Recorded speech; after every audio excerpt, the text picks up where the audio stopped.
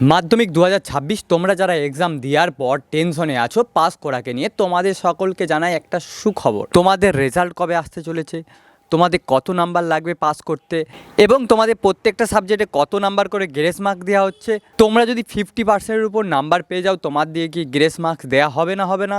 তোমাদের 80 থেকে 90% খাতা চেকিংয়ের ফলাফল কি? এই সব বিষয় জানতে হলে দেখতে হবে আমার গোটা ভিডিওটি।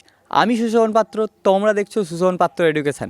এই জাতীয় লেটেস্ট আপডেট পাওয়ার জন্য এখনই আমার চ্যানেলটিকে সাবস্ক্রাইব করে পাশে থাকা বেল আইকনটি দাবি অল করে দাও, যাতে একটা ভিডিও না মিস হয়। মাধ্যমিক 2026-এ তোমরা সকলেই প্রত্যেকটা এক্সাম দিয়েছো এবং দেখেছো তোমাদের প্রশ্নপত্র ছিল কঠিন থেকে কঠিনতর। তোমাদের মনের মধ্যে একটা টেনশন, তোমরা পাস করবে কি না। তোমরা জানো তোমাদের পাসিং মার্কস 25, যেখান থেকে স্কুল থেকে দিয়ে দেওয়া হবে তোমাকে 10, আর তোমাকে খাতা কলমে মাত্র 15টি নাম্বার তুলতে হবে।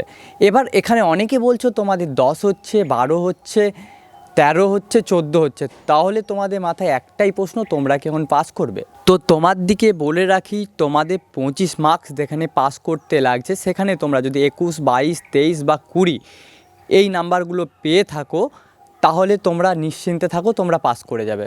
এবারে বলি তোমাদের রেজাল্ট কবে আসবে।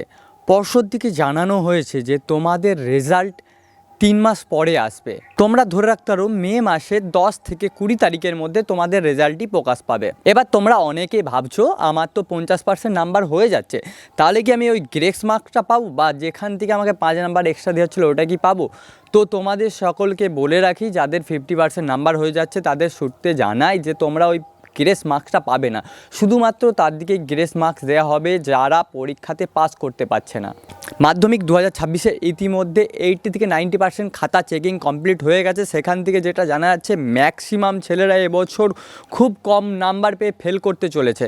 যেহেতু পর্ষদ থেকে নির্দেশ ছিল যে তোমার দিকে গ্রেস মার্কস দিয়ে পাস করে দেওয়া হবে, তারা কথাটা রেখেছে। যাদের 21, 22, 23 বা 20, 24 নাম্বার হচ্ছিল, যেটা তোমাদের পাসিং মার্কস থেকে এক্সট্রা নাম্বার লাগছে, ওই নাম্বারটা দিয়ে তোমাদের পাস করে দেওয়া হবে।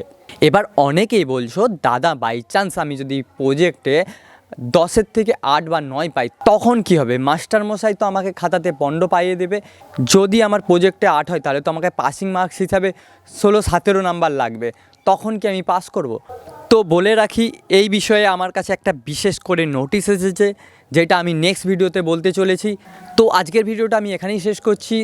দেখা হচ্ছে নেক্সট কোনো ভিডিওতে। যদি আমার ভিডিওটা ভালো লেগে থাকে, লাইক করো, কমেন্টে জানাও তোমাদের কি মতামত, আর বন্ধুদের সাথে বেশি বেশি করে শেয়ার করো।